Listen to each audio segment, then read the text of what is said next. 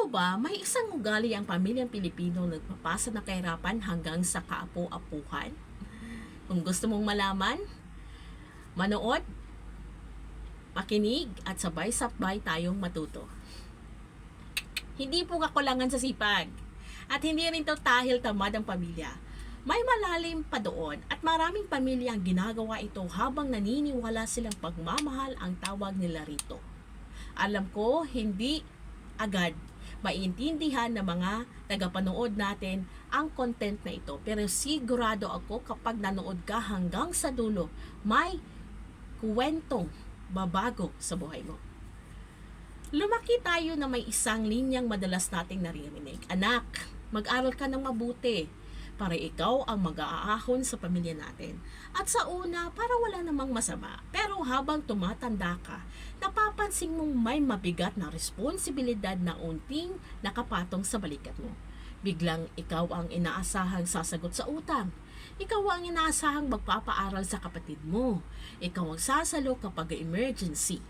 Ikaw ang backup plan ng buong pamilya. Kaya kahit may sarili kang pangarap, kinalimutan mo na. Gusto mong mag-ipon, may humihingi. Gusto mong magsimula para sa sarili mo, may kailangang saluhin. Gusto mong magplano para sa future, pero may problema na naman na nangyayari. Years pass, pagod ka. Responsable ka, pero bakit wala pa rin napupuntahan? Maraming pamilya ang hindi nagpapasa ng yaman. Ang pinapasa nila ay responsibilidad. Hindi financial education, hindi system, hindi assets, responsibilidad. At dahil doon, bawat generation nagsisimula ulit sa zero. The child becomes the savior. Then one day, that child becomes a parent at ganun din ang ituturo niya sa susunod na henerasyon. Anak, ikaw ang pag-asa natin ha, and the cycle repeats. Hindi dahil masama ang mga magulang, hindi dahil wala silang pagmamahal, kundi dahil yan din ang natutunan nilang sistema. They were surviving, so survival din ang naipapasa nila. Kung gusto mong maputol ang cycle na yan, may 3 bagay na kailangan mong gawin. Ngayon, 1. Stop teaching sacrifice without strategy. Maganda ang pagiging responsable pero dapat may plano. Hindi pwedeng puro tiis, hindi pwedeng puro kayod. Kailangan may tamang direksyon. Pangalawa, pag-usapan ang pera sa pamilya. Gawin itong normal conversation. Hindi yung puro trabaho. Hindi yung puro gastos. Talk about budgeting, savings, investing. Talk about better decisions because silence creates repetition. Awareness creates change.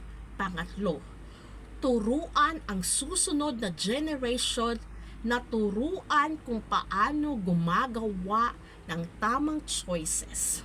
Hindi lang kung paano magsikripisyo, turuan mo sila paano mag-isip, paano mag-solve ng problema, paano i-manage ang pera, paano mag-build ng isang business or income source na kung saan ay tatagal kasi ang tunay na pamana ay hindi bahay, hindi lupa, hindi pera. Ang tunay na pamana ay kakayahang hindi na ulitin ang parehong pagkakamali. Imagine a family where children are not pressured to become heroes, where they are guided, not burdened, where success should not be demanded, where every generation starts a little higher than the last one.